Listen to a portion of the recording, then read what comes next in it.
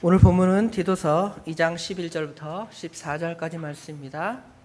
제목은 우리를 구원하신 목적입니다. 우리를 구원하신 목적이라는 제목으로 하나님의 말씀을 전하도록 하겠습니다. 오늘날 한국교회나 아니면 우리 믿음의 사람들이 세상 사람들로부터 지탄을 받고 또 교회들이 점점 약해지는 것은 하나님께서 우리를 그 구속하신 목적, 우리를 구속하신 목적을 깨닫지 못하고 잊어버리고 또는 예전에 예수를 알지 못하고 예수를 믿지 아니할 때에 그 삶을 따라서 여전히 그대로 행동하기 때문입니다.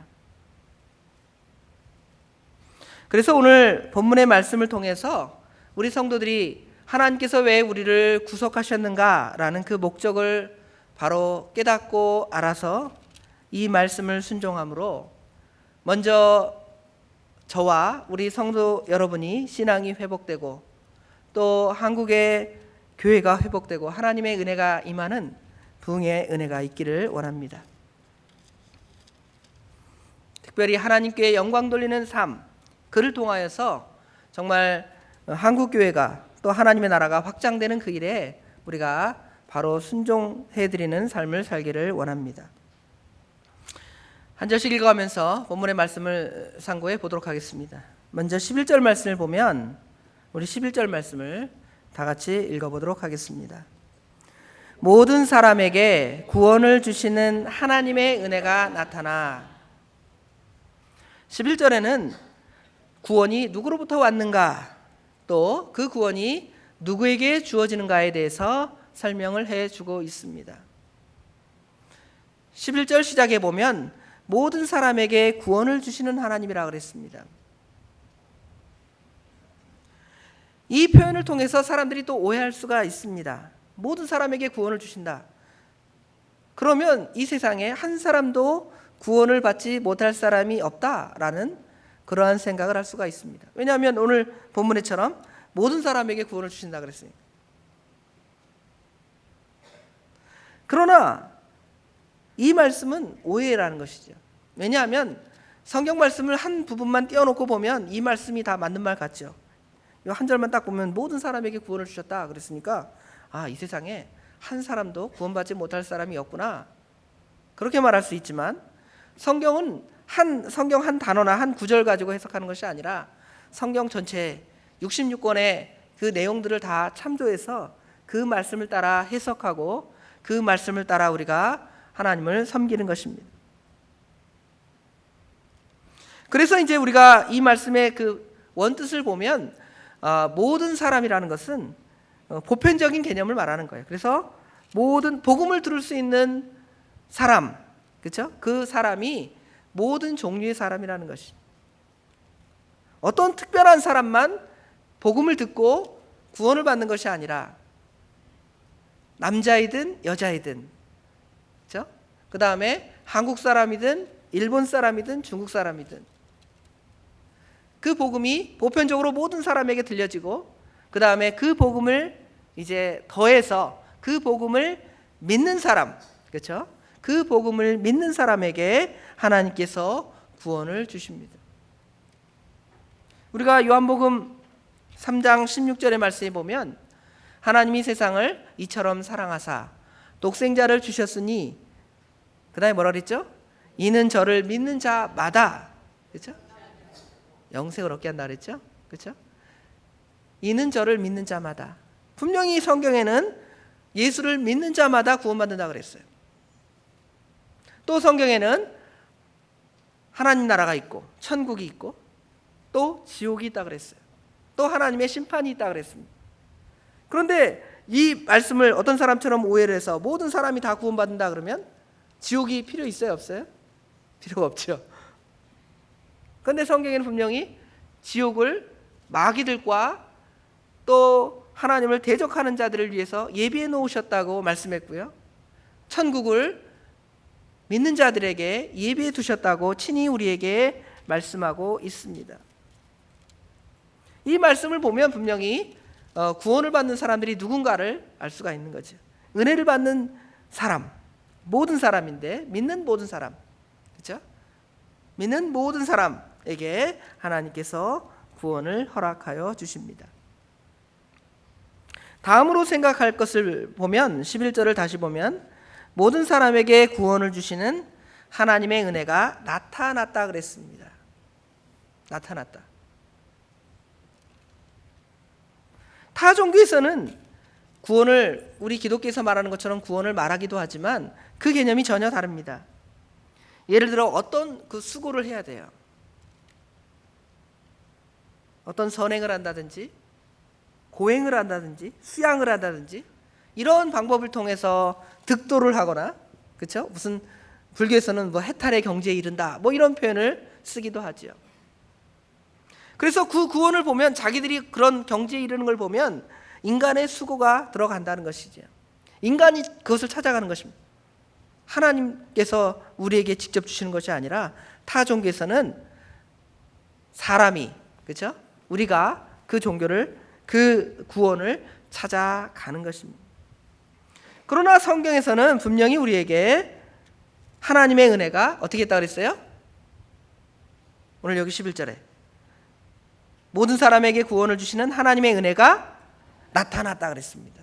나타났습니다. 하나님께서 우리에게 주셨다는 것이죠. 우리가 잘 아는 에베소서 2장 8절의 말씀을 통해서 어떻게 되죠? 자, 읽어봅시다. 에베소서 2장 8절.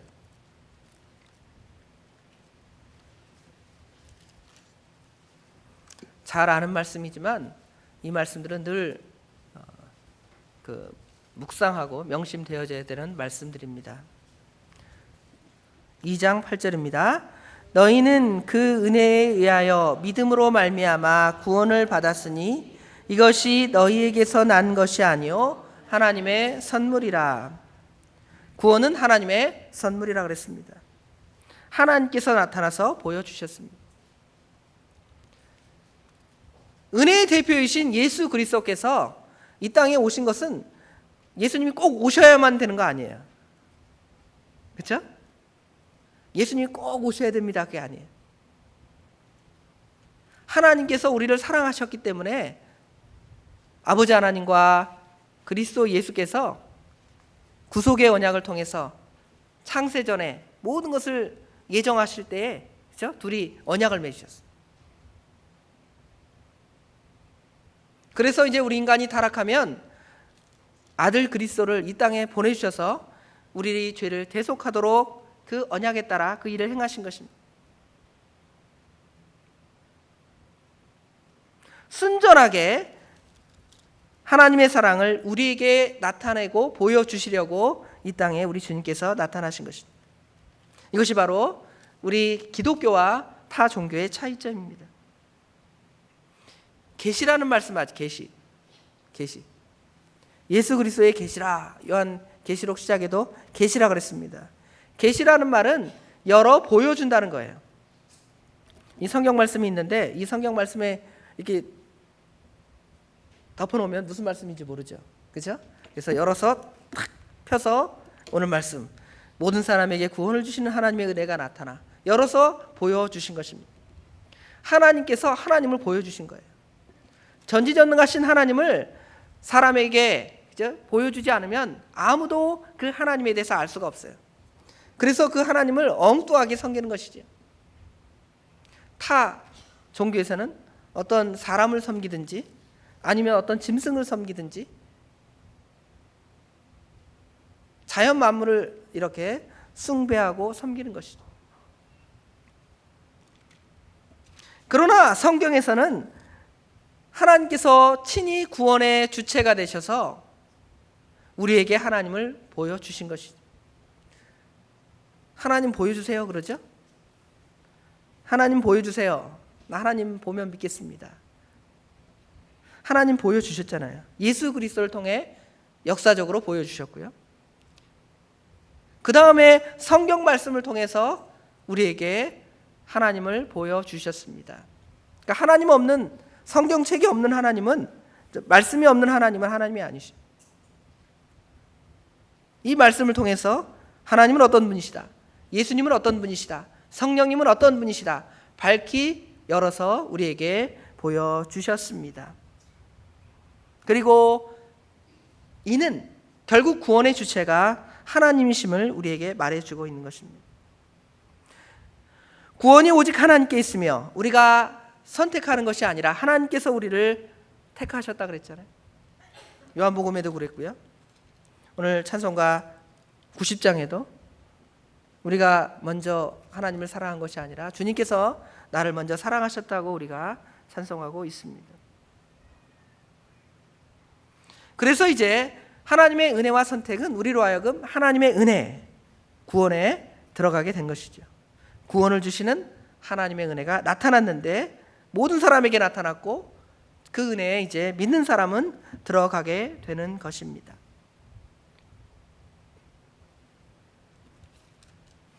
그런데 이제 그 은혜에 들어갔다 그리고 끝 아니죠. 그 다음에 이제 12절부터 14절에는 그 은혜에 들어간 사람들을 하나님께서 이제 어떻게 너희들은 살 것인가에 대한 이야기들을 또 12절부터 말씀해 주고 있습니다. 12절의 시작에 보면 우리를 양육하시되 그랬습니다. 두 번째로는 하나님의 양육하시는 하나님에 대해서 말씀합니다. 구원하시는 하나님, 그것이 끝이 아니라 하나님은 양육하시는 하나님이십니다. 우리 자녀들을 우리가 낳고 끝, 니들이 알아서 자라라, 그런 부모가 있습니까? 아무도 없죠. 그런데 우리 하나님께서는 사랑이 무한하시기 때문에 양육하시겠죠. 사람들도 그런데 짐승들도 다 양육합니다. 좀 매정한 어떤 사람, 짐승들이야 그죠? 자녀들, 새끼들을 그냥 다 버려두지만 대부분의 보통의 정서를 가진 사람들은 그 자녀들을 다 양육합니다. 하나님은 특별히 우리를 더 사랑하시고 우리를 양육하십니다.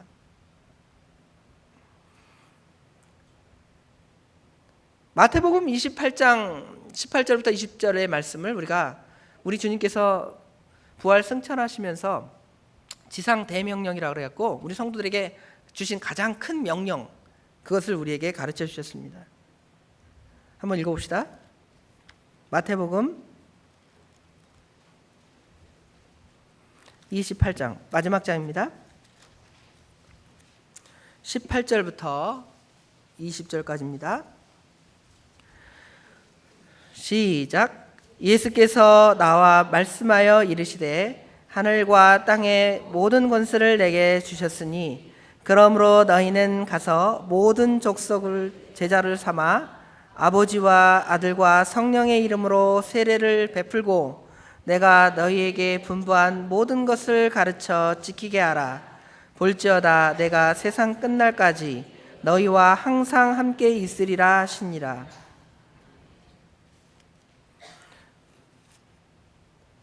우리 주님께서는 전도하라 그러셨어요. 내가 권세를 줬는데 가서 전도하라. 그렇죠? 그래서 모든 민족으로 제자를 삼으라는 것이죠. 제자를 삼아서 아들과 아버지와 성령, 성삼의 하나님의 이름으로 세례를 베풀라는 것입니다. 베푼 다음에 이제 너는 하나님의 자녀가 됐어. 네가 알아서 마음대로 살아라. 그것이 아니라 이제 20절에 보면 내가 너희에게 분부한 모든 것을 어떻게 하라 그래요? 가르쳐 지키게 하라. 가르쳐 지키는 것이 바로 양육하는 것입니다. 그렇죠? 하나님의 말씀으로 가르치고 먹이는 거예요. 우리가 자녀들에게 먹이잖아요. 그렇죠? 먹이고 그 다음에 지키게 하는 겁니다. 잘하게 하는 거예요.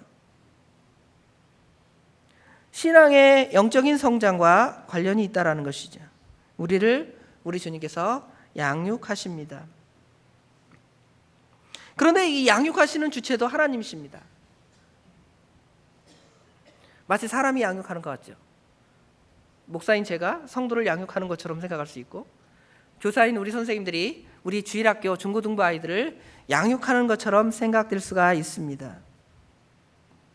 신앙의 선배들이, 또 목회자들이, 우리 전사님들이 우리 성도님들을 양육하는 것처럼 생각될 수 있습니다. 그러나 그것이 아니라 그 주체도 하나님이십니다. 그래서 바울 사도는 고린도전서 3장 7절에 나는 심었고 아볼로는 물을 주었으되 오직 자라게 하시는 이는 하나님 뿐이시라 그랬습니다. 그럼 뭘까요? 저희는 구원의 주체가 아니고 양육의 주체가 아니라 양육하는 도구로 쓰는 거예요. 양육하는 도구. 목사는 성도를 양육하는, 하나님께서 성도를 양육하는 도구입니다. 전사님들도 마찬가지고 또 믿음의 선배들도 다 마찬가지로 바울사도가 양육하는 것이 아니라 하나님이 양육하시는데 바울사도를 통하여 말씀으로 양육하는 것입니다.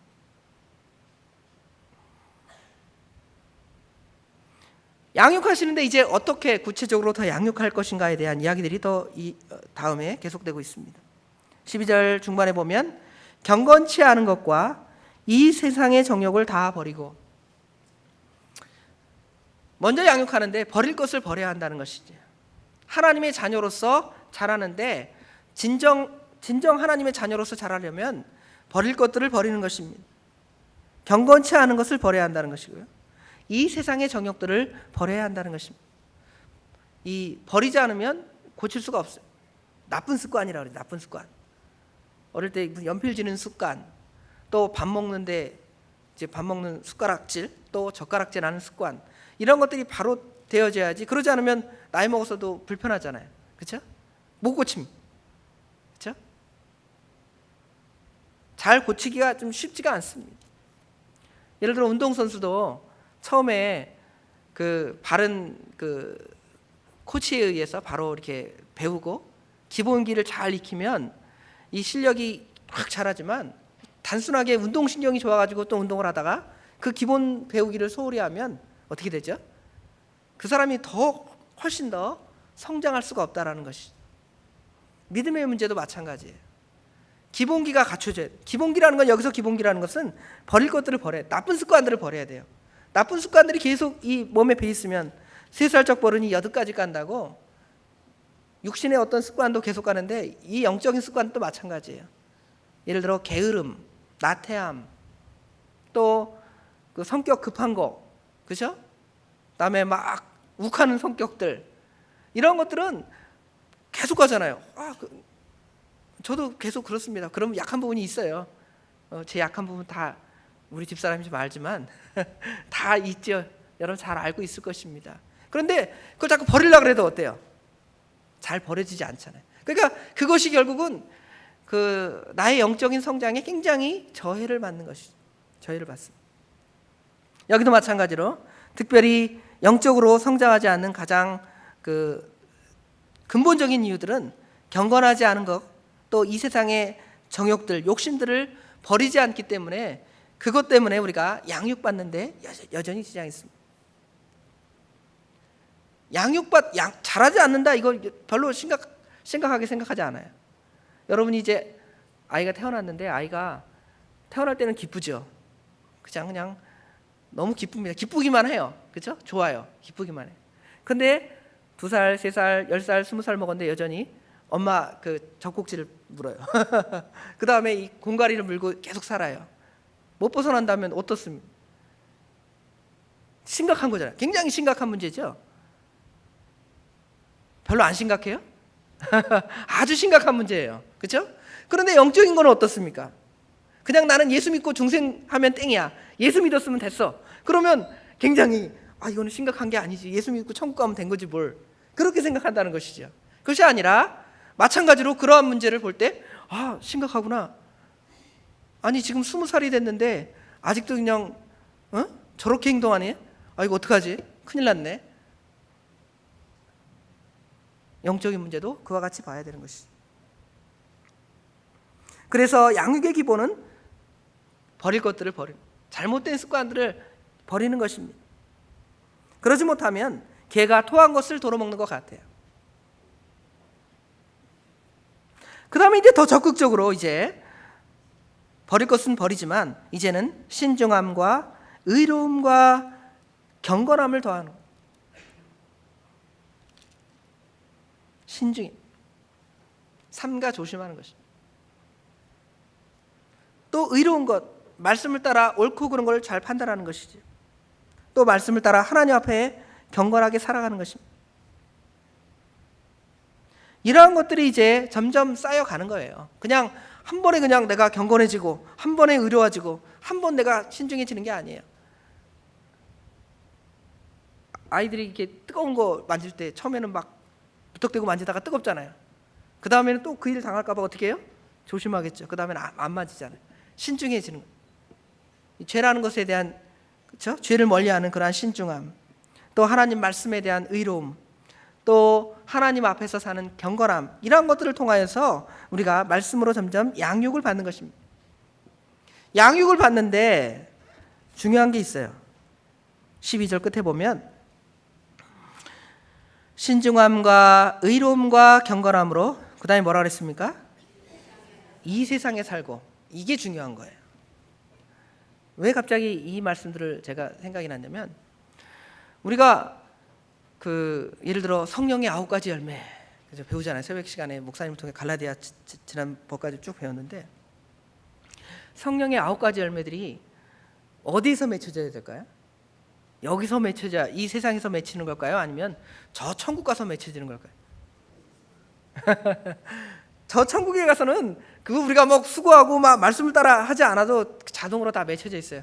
다 변화되어져서 신령한 몸이 되어서 그렇게 그거를 맺기 위해서 힘쓸 필요도 없어요.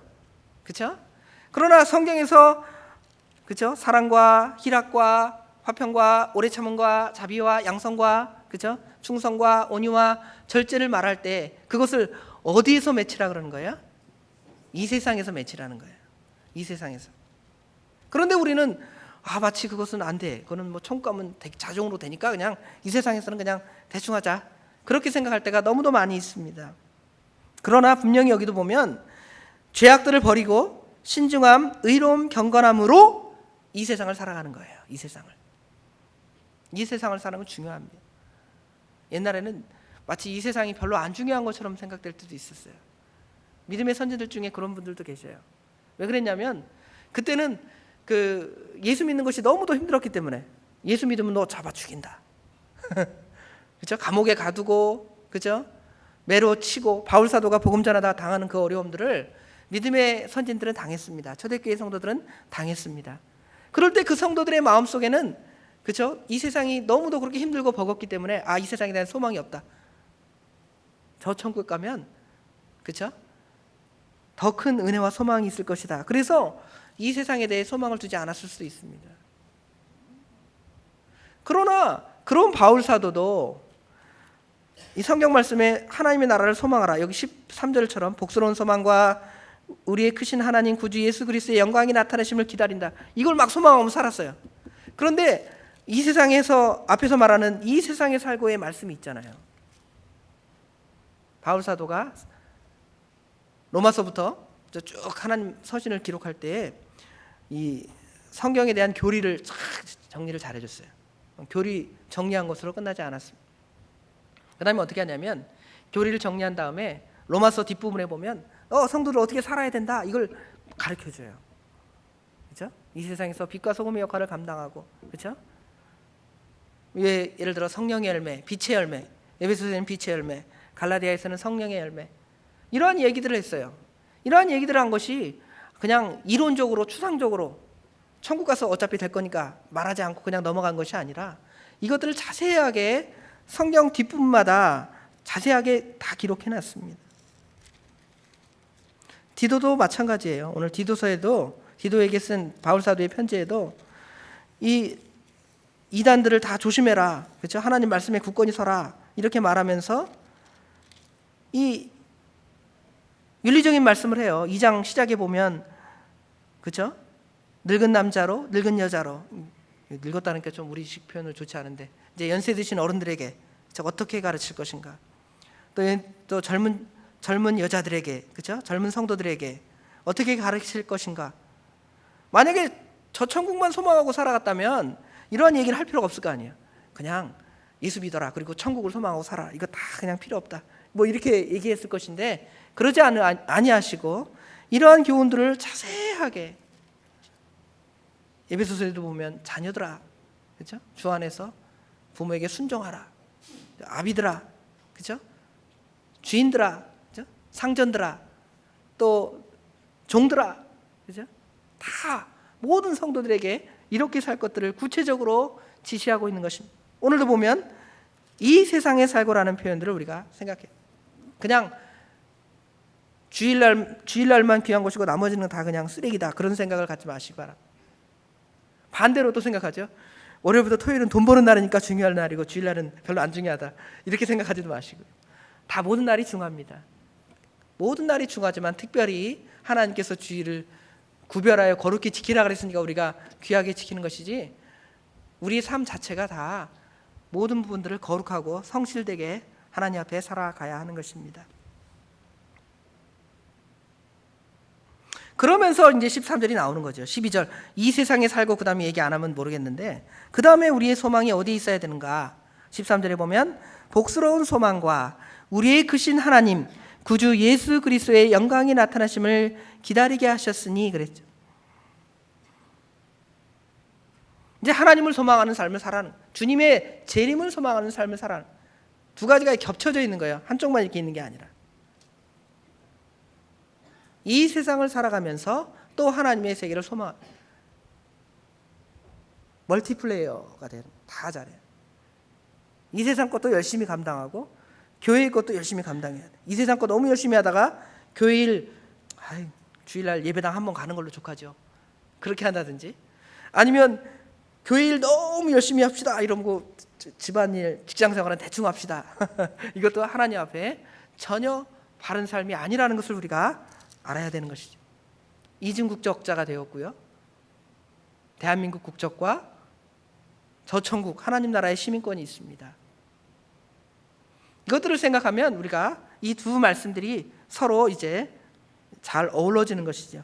양육받는데 이 세상에서는 이러한 마음, 이런 자세, 이러한 행동으로 살고, 또 그 마음으로는 영원한 하나님의 나라, 주님의 세계를 소망하고, 주님 아멘 주여 오시옵소서 마라나타, 그렇죠? 이렇게 말로만 찬양하는 것이 아니라 정말 우리 마음이 주님의 세계를 소망하고 살아가는 거예요. 히브리서 11장에 보면 믿음의 선진 아브라함, 이삭, 야곱은 이 세상에서 넉넉하게 살았습니다. 하나님께서 하나님을 말씀을 순종하여 살아가니까 경제적인 부도 그들에게 주셨습니다.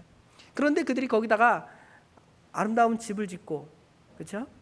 가나안 땅, 어차피 너 가나안 땅이 준다고 했으니까 가나안 땅에 우선 터를 잡고 거기다가, 그렇죠?